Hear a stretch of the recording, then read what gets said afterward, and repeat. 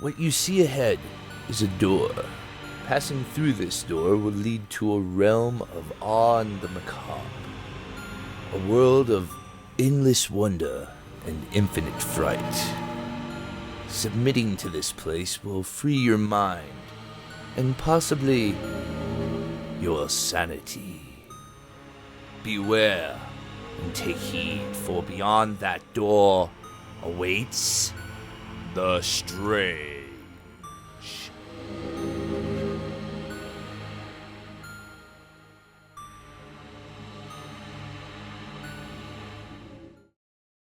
Hello and welcome back to the strange. Tonight, we are taking you all across the ocean to the Boleskine House, a place that throughout time has been the center of many curious stories, as well as a home to Aleister Crowley, the magician, and Jimmy Page of Led Zeppelin. The Boleskine House is located 21 miles south of Inverness, near the legendary Loch Ness. The current house was constructed in the 1760s by Colin Archibald Fraser as a personal hunting lodge. It was a one-floor cabin with 4 bedrooms, a kitchen, living area, drawing room, and a library. This building was expanded continuously by the Fraser family until 1830. According to legend, the house was built on the site of a Scottish kirk. A kirk is a church most commonly related to the Church of Scotland. Legend has it the kirk burned down while it was full of loyal worshippers, killing all those inside. The house was built above a graveyard, which had a reputation for unusual activities. It was discovered that there is even a tunnel linking the two together.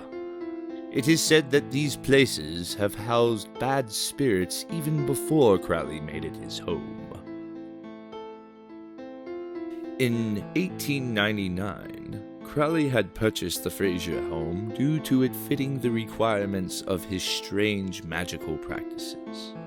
Rumors and talk amongst the people was that Crowley dabbled in black magic and terrible things began to occur because of his appearance. Here is an excerpt from his diary about some of the strange things happening in the home. One day, I came back from shooting rabbits on the hill and found a Catholic priest in my study. He had come to tell me that my lodge-keeper, a total abstainer for 20 years, had been raving drunk for 3 days, and had tried to kill his wife and children. I got an old Cambridge acquaintance to take Rocher's place, but he too began to show symptoms of panic and fear. Crowley himself admitted his experiments had gotten out of hand. All this dwarfed his original reason for purchasing the property. The requirements of his ritual were as followed.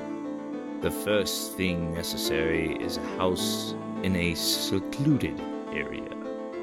There should be a door opening to the north from a room, and outside this door, he would construct a terrace covered with river sand. This ends in a comfortable area where the spirits may gather. This was called the Sacred Magic of Abramelin, the Mage, a lost grimoire that Crowley coveted deeply. This ritual was all to draw out one's guardian angel, or to obtain enlightenment. During this process, the individual was said to fight kings and demons of hell and rid them from their life. In addition to celibacy and abstinence from alcohol for months, Crowley was never able to finish this ritual due to being called to Paris by the leader of the Golden Dawn. Despite his better judgment, Crowley dropped the lengthy ritual and traveled to Paris in order to assist his friend. Interrupting his magical ceremony would later prove to be a grave mistake. People have speculated since that time that the spirits from hell that Crowley had conjured still lurked around the home and its surrounding areas. This ritual was intended to bring light into Crowley, but instead, it was said to have brought demons to our world. Dark clouds began to gather, and people started to become afraid of the area. Upon Crowley's return, he had discovered his protege had fled in fear, and the locals scowled at his return. Around the same time, the Loch Ness monster began to be sighted. Some speculated that the ritual was responsible for its return. It did not take long for Crowley to turn away from the home. Unable to deal with the dark spirits he himself brought to the earthly plane, he soon departed to New York and eventually Egypt to continue his magic elsewhere. For the following decades, the home was plagued with disaster. 2 military officers committed suicide, both in Crowley's old bedroom. Another man tried to start a pig farm, but was later arrested, and their animals had starved to death. In 1970, famous musician Jimmy Page had purchased the property. He was a follower of Aleister Crowley's work, and the story of the house intrigued Page. Although the house was falling apart and filled with demons, Page sought out to gain inspiration from the area to write music. Shortly after Page began to renovate the house, he spent little time there. The strength of the dark spirits made him weary of the home. In 1975, he gave an interview to Rolling Stones magazine, where he described some of the feelings he got from the haunted monument. When the interviewer went on to clarify that Page himself never had contact with the spirits, Page cut in with, "I didn't say that." He went on to tell the interviewer that he preferred not to discuss the issue further. The home was taken care of by Page's friend until 1991. In 1991, the house was put up on the market.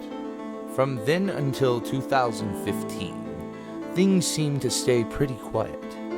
A few people moved in and out, but it was not until the night of December 23rd, 2015, that the spirits would make their presence clear again. On December 23rd of 2015, a massive fire was said to have engulfed the home of Crowley. By the time firefighters made it to the scene, the home was already 60% ash. No one was home at the time of the fire, and the cause was never solved. It wouldn't be a far reach to suspect the dark spirits were involved. After the fire, the current owner said that they had no plans to rebuild, unless somebody interested in the occult were to purchase the property. Today, the house is still up for sale, but after years of disturbing happenings, few are eager to step foot on the tainted land. The spirits summoned by Crowley surely lurk in the rubble of the home. Who knows? They could be anywhere. Anyone could be summoning things from the dark, just around the corner. Like, subscribe. Thank you.